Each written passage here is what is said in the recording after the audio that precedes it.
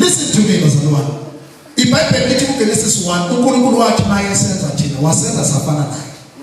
And uma edeclare ekhuluma phezulu kwethu uNkulunkulu wathi asipendele abantu babuse. Ba increase, ba reproduce. Ngamanye amagama la ngaphakathi kwakho uma correctly connected and correctly aligned with God.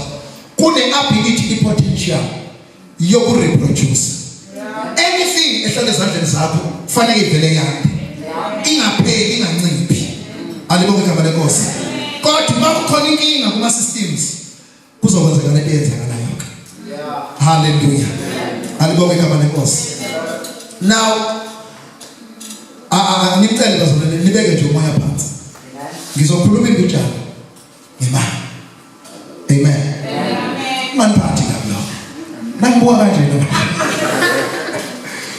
Benifuna siye moya sifly. Shaka. Ngifuna sikhulume ngemali.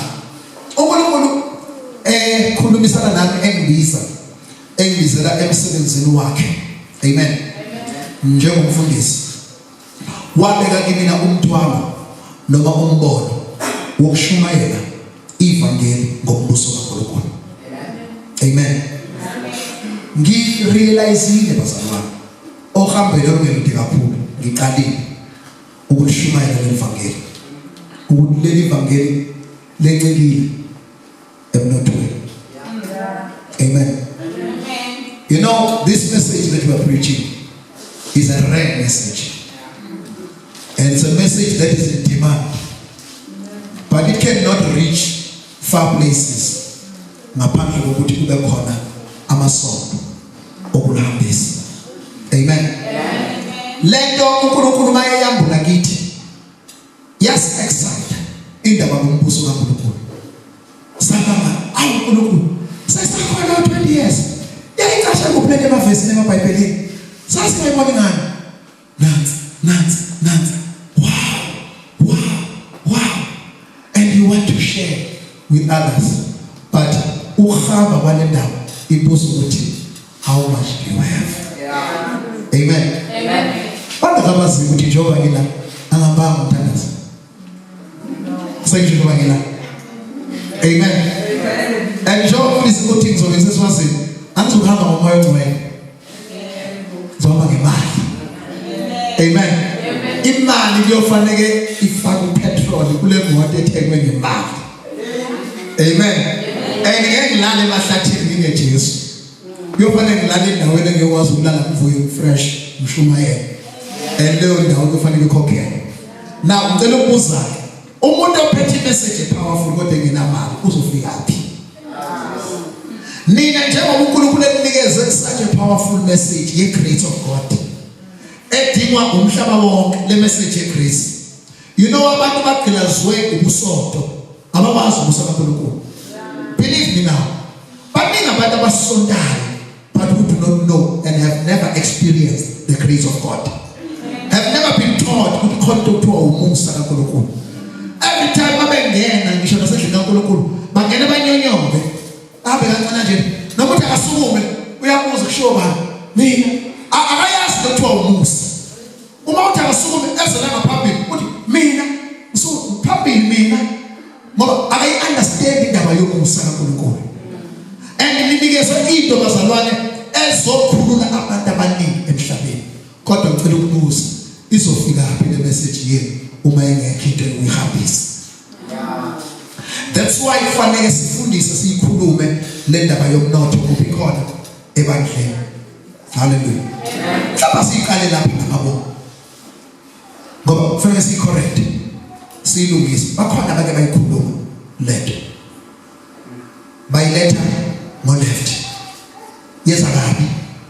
That's why abanye abakholwayo abasayivuka indaba yomuntu okhuluma ngemali esontweni. Amen. Noshumayela ukuphumelela. Kukhona ama mistakes ake enzeka. Amen.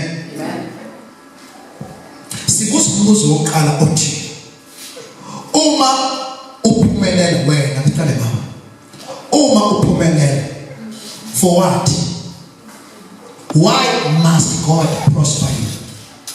Kungani uNkulunkulu kufanele akuvulele angithi sike masilethe iminikelo la nokweshumi sithi uNkulunkulu uzovula amafasti bezulu ehlisa isibusiso ngaphezulu kwanele ube nako ukuzichithile ube ne-overflow hey ungabusaboleka uhamba uboleka wena abanye abantu basiza umbuzo uthi ma uNkulunkulu enza uNkulunkulu ekhe ebuhlayo uNkulunkulu hey ngibazalwane ingathi akumazi uNkulunkulu khona ngani. My God can do anything. That's right. Nothing is impossible with God. God is a miracle working God. Ngiyazi ukuthi uNkulunkulu angacebisa ngeviki kodwa ngiselenkinga ukuthi why acebisa wena, why akwenza uphumelele wena ikakhulukazi kulo mkhakha wemali. Why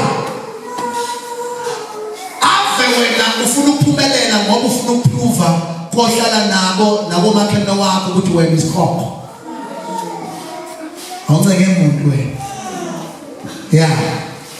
wena ucela umuntu wena ngabe amagama igcina legcebo ifaka amabhaluni la bese wenze njani.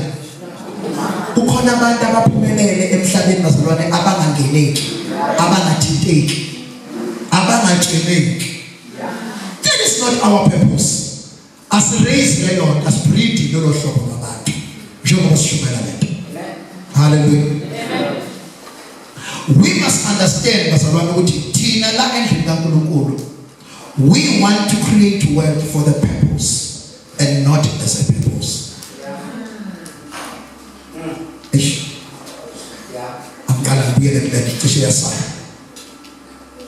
We are not going to teach you magic yokucela.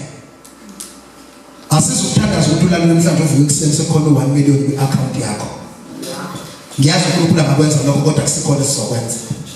Praise the Lord.